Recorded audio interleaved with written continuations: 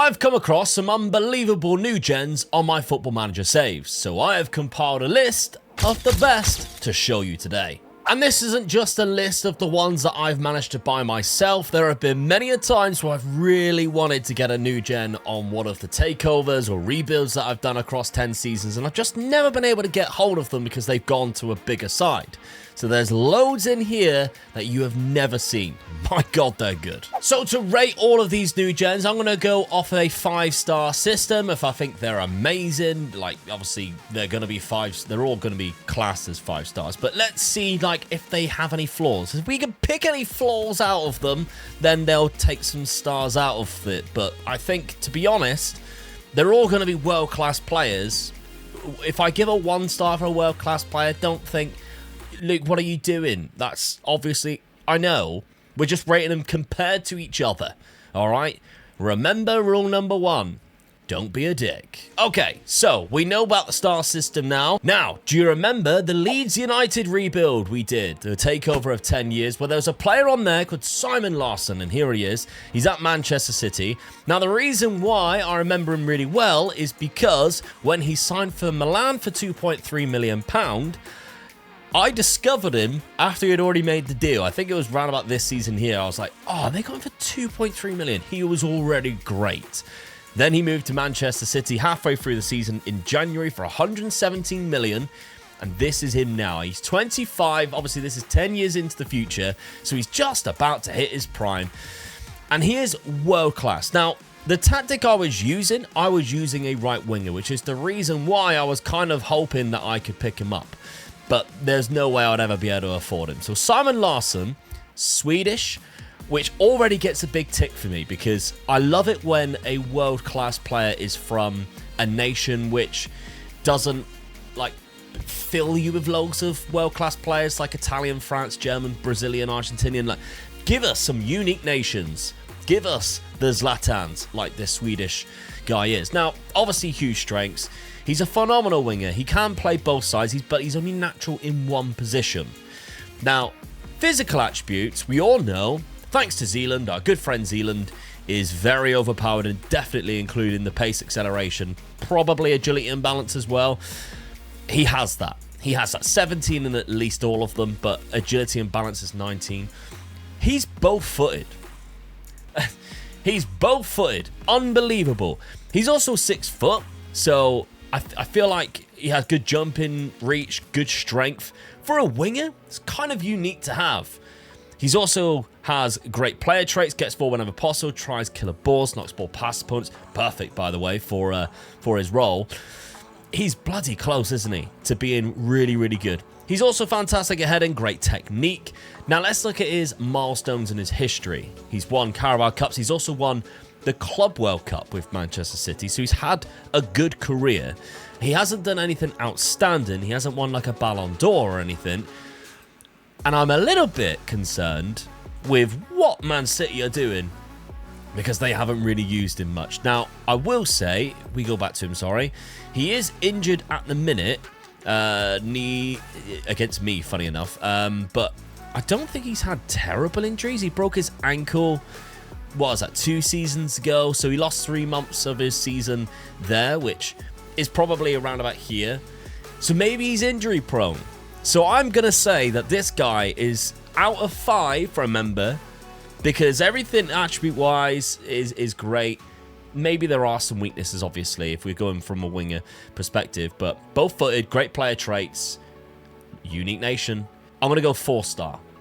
4-star for our first one. Now, in the same save is Raina Meer. Again, he was at Manchester City. So I had backs against the wall when I was Leeds United trying to win the league with Man City knocking around with those 2 players. But he eventually moved to Barcelona. I remember him being at Hertha Berlin. I don't think I ever went for him, but he eventually moved to Man City. I don't think he was ever interested, to be honest. My scouts found him quite early on, though, because he is still only 23. And he was at Man City for 3 seasons, and he's done very well.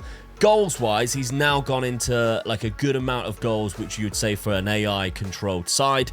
Physical attributes, absolutely phenomenal. Obviously, the weakness is there is his height and his jump and reach. He's not very good at winning the ball in the air, but does he need to be when the rest of him is this good? Because he is a 5-star advanced forward, by the way.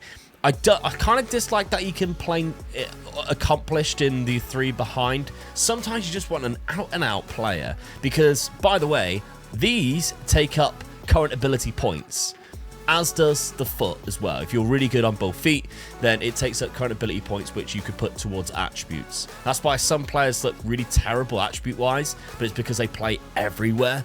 That's kind of why. So I think attribute-wise, he's near on perfect, really, what you would want from a centre-forward. The dribbling even is... I mean, obviously you want finishing to be slightly high, but it's not the be-all and end-all, is it? He's still got good strength for a 5'7" player. I think this one's really close, and the fact that he's done quite well at the start of his Barcelona campaign, but he is German, so... not a unique nation. I'm going to go 4.5 star for Raina Meer. Okay, the next one comes from the Everton 10 seasons rebuild that we did. And again, it's a player that I never even managed to get hold of myself. John Spierings. And he's at Brentford. I know. I mean, this guy looks absolutely world-class in terms of a centre-attacking midfielder. He was a 5-star when I scouted him. World-class there. Not even at his full potential yet. So you got to imagine this guy is... got to be close to that 200 potential ability mark, and he's only 24. Dutch, of course, but as you can see, there are some weaknesses that you could put him. He's left-footed, fairly strong right foot, gets in top position areas, an okay player trait, but you kind of want more onto that as a centre-attacking midfielder. I think mentally, you can't really complain with how good he actually is. Leadership is one of those ones where it doesn't matter as long as you've got some leaders in your team. Obviously, you prefer it to be higher, but an 8 out of 20 is not too bad if you've got great leaders elsewhere. Bravery and concentration are 2 ones that you really would want a little bit higher than that. Positioning, obviously, as a centre-attacking midfielder, 14 is really good. If you're pressing, it's absolutely phenomenal. And 3 for jumping reach at 5'8". Is he going to be heading the ball that much, really? Probably not. But the main things that you want there are there. He's got great pace. Everything else in physicals is absolutely brilliant or just fine with the 13 strength. The mental attributes, even the aggression. If you want a high press inside, he's great. But off the ball of 19, great decision maker and flair. Like even the teamwork worked great and vision is high too. Technically, there are some things left to be desired, I think. It's quite comfortable in saying that. Natural in only one position, but kind of like attribute points wasted on others. I'd rather have like just 2 natural positions than like 6 okay ones. I don't know, that's just my preference really. Obtainable though, I mean, £105 million, it's not bad really, is it? I mean, my transfer budget at the end was only 13 million because I got absolutely milked in this Everton rebuild, but it's not bad at all. He's played quite a lot for Brentford. Now, Brentford in the Premier League, we could see, were 10th place, so a world-class player playing in 10th place, and he's scoring a lot of goals. What I'd rate him out of 5 stars, I think, is a 3.5 star. 3.5. Okay, this is the first one that I've actually had in one of my teams, and it's the Bayer Leverkusen video where we did 10 seasons, and it's Loic Salvi. He's a centre-back, and he was absolutely phenomenal. Look, now, straight away, obviously everybody looks at, in terms of physicality, how are they going to head balls away? Now, he's 6'2", with good jumping reach and 18 for strength. Okay, bravery with 15 headers. So straight away, that ticks it off. He can do it. But the rest of his physicals, oh my God. I mean, 20 for balance, 18 for acceleration, 18 for strength, like we've already mentioned, 16 for pace, 17. He's like a monster. Like, that guy is rapid fast, whether he's on the turn, whether he's running a straight line, whether you've shut the ball over his head and he's got a spin round. Yeah, he is quick. Now, feet-wise, fairly strong left foot, very strong right. That's kind of perfect for me. I don't want somebody who's both-footed because I tend to go for a left-footed left back, left centre-back, and a right-footed right centre-back. And then if my left-footed centre-back is injured, I don't have a left-footed option, I would usually use somebody like this guy who can play both. So to me, that's perfect. Now, the only, obviously, weaknesses that you would probably say is that bravery and determination of only 12. Some people like to have like a better ball player, but 14 for me is absolutely fine, especially when he's got 15 for vision. Like, he's not going to be playing like Trent Alexander-Arnold balls over the top, but that's absolutely fine. But the composure and concentration of 19 each is phenomenal. And he's only 23. So I picked him up here for 87 million. I spent a bit of money on him, don't get me wrong, because He went to Lille for £5.25 million. I might have played against him and then seen him, but yeah, I spent quite a lot. His average rating was quite low, though, which does surprise me. So, and I think that's going to cost him. He's a cracking centre-back, but let's go for 4 stars. Now, he's in the same save, and I remember him when he was at Manchester City, because I actually had him too. For £64 million, I bought Valon Cila.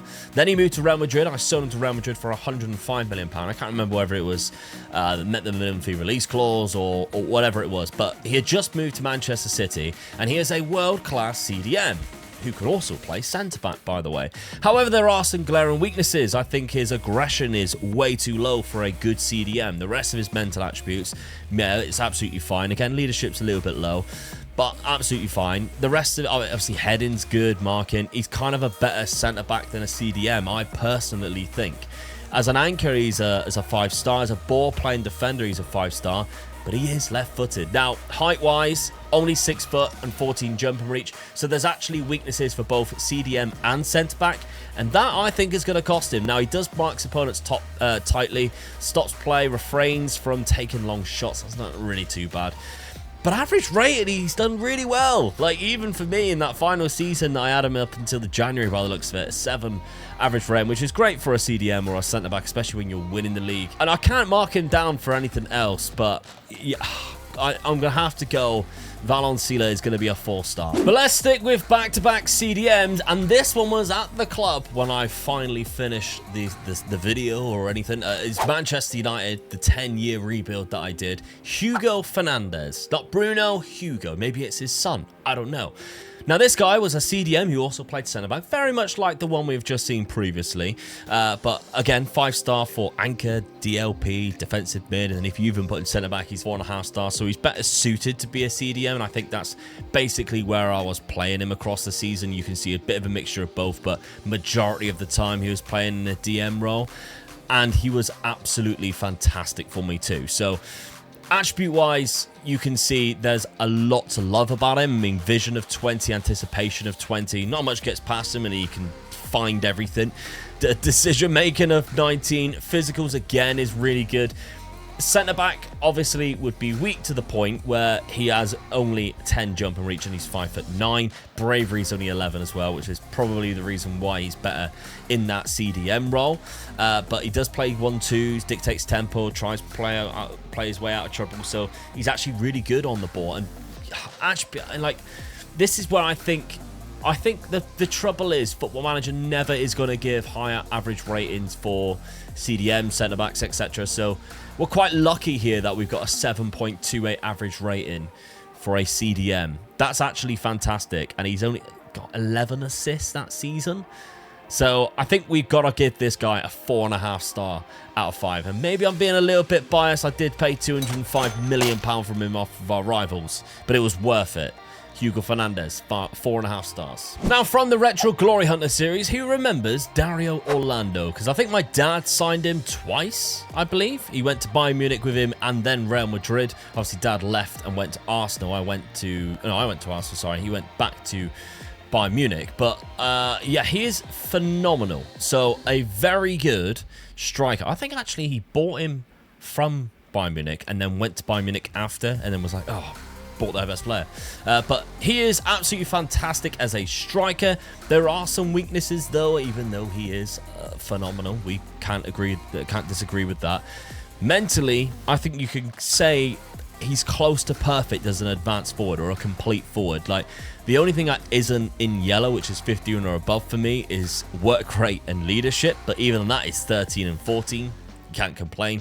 Everything is above 16 in physicals. You just rather it be displaced a little bit better, I guess. But he was 6'3" with 18 jumping reach and 18 heading. This guy was scoring headers for fun. He was Italian. He was great for dad. Fairly strong left foot as well, so very good with both feet, really. And the highest average ratings that he was getting was just absolutely mental. Scoring goals for fun. I think we can easily say Dario Orlando, I think he's got to be our first 5-star. I think he has to be. Now, I've got two players that came from the original Glory Hunter versus that we did with Dab, with the normal, like our current database, not the retro one. And the first one is a right back, Adama Yao Kouassi. Now, I remember trying to get this guy twice, and I couldn't at the two clubs I was at. Maybe not building enough money. But Nice picked him up for just 250k. What a bargain that was, because look how fantastic he is. Now, the statistics didn't really give him a lot of goals or assists from the AI, but I think we got to remember that this league is always a little bit strange for players, and then right backs, like 4 assists and 2 assists, really, when he does look really good. I mean, physical attributes, you can't argue for much more other than maybe a higher natural fitness. He might pick up a couple of injuries more than anybody else, and he'd start declining a bit quicker than anybody else. But gets ball whenever possible, knocks ball past opponent. He's bombing down the right-hand side. Good mental attributes, really. There's not really anything that you'd be too worried about, to be honest. And then the technicals, we've said it before, fullbacks. You don't really tend to get like really overpowered fullbacks because their attributes tend to go elsewhere, especially physicals, which take up quite a lot of attribute points. So that is actually really good for a technical side of a fullback. And I quite like him too. I think that's a 4-star. Now, I might have saved the best till last. We have Luka Tasev. Now, Macedonian. How often do you see a player that's this good from Macedonia? Because I don't think I ever have. Now, on his actual information, he is also Serbian. So Serbia and Macedonia, very similar locations. So it's not like, you know, when you see where it's one where it's like Italian and Argentinian, and obviously they have like a link, but they're nowhere near each other. So usually when you see a player that's that good, he has like a second nationality which has good nation. But both Serbia and Macedonia don't tend to have the best new gens. Serbia always does have some good ones, I suppose, but Macedonia, that might be the best player I've ever seen from Macedonia, and he is absolutely phenomenal. Again, I like the fact that he just plays naturally as one position, but if you needed to play out on the right, you can do. Now, he was at Manchester City. I don't believe me or Dad ever used him because I remember when he was at Lazio and I was at Inter Milan and I was trying to buy him. Couldn't get him. He eventually moved to Manchester City because of that £111 million release clause that I noted was for the Champions Cup, if anybody was in the Champions Cup. So, how do we rate him? Now, jumping reach, 19. Elephant in the room. He's actually an elephant because 6'7" with 19 jumping reach, 16 bravery, and 15 for heading. This guy will score so many goals if you play in a way where you cross the ball and you have near post corners. And he did do that, to be fair. He did score 22 goals recently. And I actually rate him higher because of that height and jumping reach, even though his pace is only down at 14. That's still good for a big man, don't get me wrong, and he's only 26 as well. But everything else is there, the finishing's there, the composure's good, off the ball is 19. This guy's great, he's kind of good with both feet too. I think that's another 5-star player right there. Now, there were others. If you want to see another video like this and this video does well, then there's plenty more that I left out just to make sure I didn't have so many of the same position and it was very much spread out. So that could be possible in the near future. So make sure you are subscribed. And of course, if you have nothing to watch next, why not check out this video? Because I took Borussia Dortmund and I tried to make a legacy with them by winning the Champions League.